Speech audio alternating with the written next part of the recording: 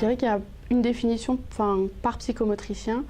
Donc moi je vais donner la mienne. Le psychomotricien, c'est une profession paramédicale qui est gérée par le ministère de la Santé.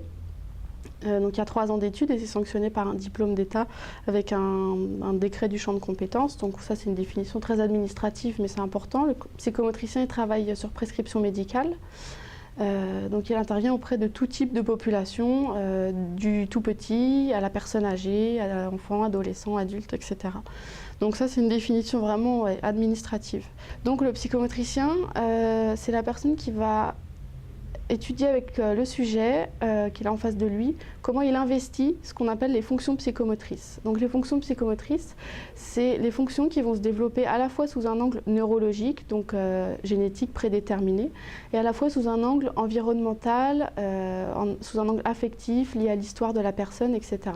Donc les fonctions psychomotrices, pour préciser un peu, c'est la motricité globale, la motricité fine, le schéma corporel, l'adresse, les coordinations, l'organisation spatiale, l'organisation temporelle. Donc toutes ces fonctions qui ont à la fois un angle de développement déterminé et à la fois un angle de développement pas déterminé qui va se jouer en fonction de l'histoire de chacun.